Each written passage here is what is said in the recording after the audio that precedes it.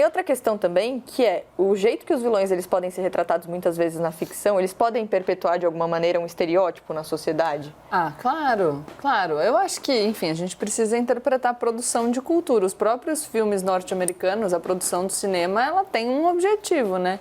No geral, o americano é retratado sempre como o herói. E aí eles estão lá em contraposição com vários vilões que a gente pode associar a grupos que sofrem, sim, preconceito em virtude dessa construção que coloca os Estados Unidos como centro. Então, sim. E aí tem um caso recente também, que a gente viu, que é o caso da Convenção das Bruxas, né? O filme com a Anne Hathaway, que foi acusado de capacitismo porque mostra pessoas com deficiência física como bruxas. E aí as pessoas foram lá e falaram na internet, eles acabaram depois pedindo desculpa, ela foi lá, inclusive a própria atriz se posicionou em relação a isso, porque o filme mostra as bruxas usando luvas para esconder as mãos, que não têm dedos.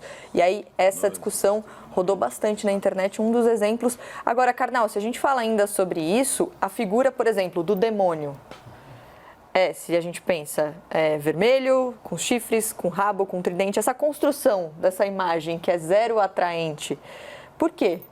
Depende da época, né? Porque afinal Lúcifer era o mais belo dos anjos. Na Idade Média, em particular, o demônio é tornado animalesco. Ele é um animal, de fato, às vezes com asas de mariposa, às vezes apenas como um monstro. A partir da obra O Paraíso Perdido, do Milton, século XVII, o demônio começa a ficar uma figura melancólica. Aquele que diz no poema: eu prefiro reinar no inferno a ser escravo no céu.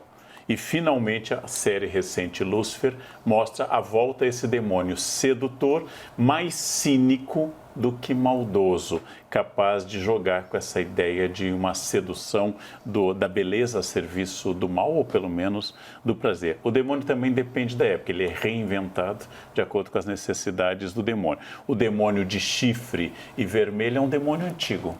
Um demônio antigo. O inferno, por exemplo, europeu de Dante é quase sempre gelado, porque para um europeu o grande problema é o inverno e não o verão. A gente já falou aqui no programa sobre como a gente vive em torno de narrativas, a gente organiza em torno de narrativas. Então, no geral, a caracterização do vilão vai se adequar àquilo que grupos que estão no poder precisam que, enfim, seja, que funcione como narrativa.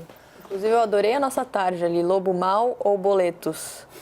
Quem são os nossos vilões hoje em dia? Outra polêmica que rola muito, né, dentro da ficção, é que os vilões do cinema não são fiéis aos vilões dos quadrinhos. Mas será que eles precisam ser? Tem mais um detalhe, conforme o tempo vai passando, a sociedade vai mudando e isso de alguma forma também se reflete ali nos personagens. Vamos ouvir mais uma vez sobre isso o Érico Borgo, olha só.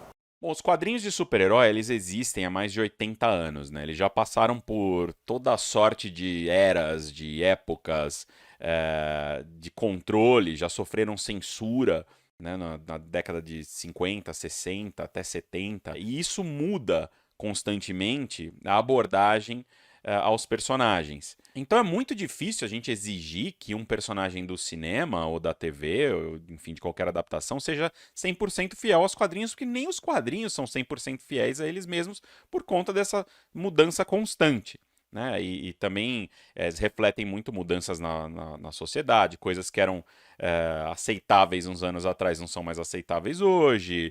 A gente tem essa evolução constante enquanto sociedade. Então os bons filmes eles fazem isso, eles trazem essa essência e aí fazem adaptações que vão conversar melhor com o nosso tempo.